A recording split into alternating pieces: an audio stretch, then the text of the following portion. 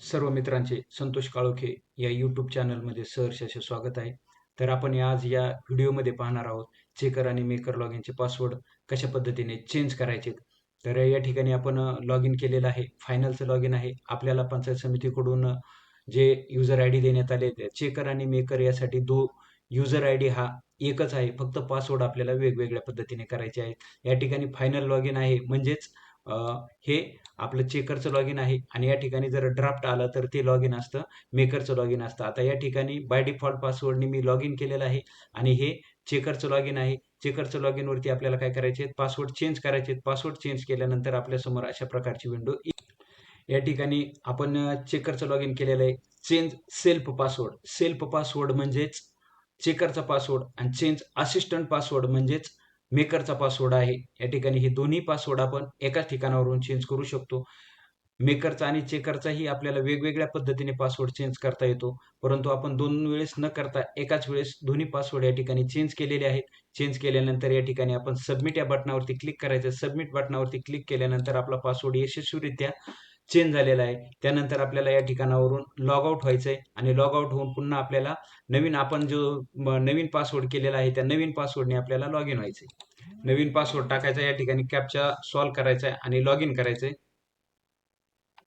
Log in केल्यानंतर या ठिकाणी हे फायनल लॉग इन झालंय. अशा पद्धतीने आपले हे दोन्ही पासवर्ड चेंज झालेले आहेत. या ठिकाणी आपल्याला डाव्या बाजूला जे मेनू दिसतात या मेनूमध्ये मेंटेनन्समध्ये रिसेट पासवर्ड ही टॅब आहे. बऱ्याच मित्रांचे फोन आले होते की सर आमचा पासवर्ड सापडत नाही, तर आता काय करायचं, रिसेट पासवर्डवरती क्लिक करायचं. रिसेट पासवर्डवरती क्लिक केल्यानंतर या ठिकाणी एजन्सी कोड टाकायचा आणि रिसेट म्हणायचं की त्या शाळेचा पासवर्ड रिसेट होईल. या ठिकाणी मी आपणा सर्वांना अवगत करू इच्छितो की फायनल लॉग इन चेकरच्या लॉग इन वरूनच आपल्याला मेकरचा पासवर्ड रिसेट करता येतो. यासाठी आपला चेकरचा पासवर्ड आपल्याकडे असणं अत्यंत गरजेचं आहे. जर चेकरचा पासवर्ड आपल्याकडून मिस झाला, चेकर लॉग इन आपल्याकडून जर झाले नाही, तर मेकरवरून चेकरचा पासवर्ड रिसेट होत नाही. चेकरचा पासवर्ड जर आपल्याला रिसेट करायचा असेल तर पंचायत समिती स्तरावरती संपर्क साधून पंचायत समितीकडून आपला चेकरचा पासवर्ड आपण रिसेट करून घेऊ शकतो.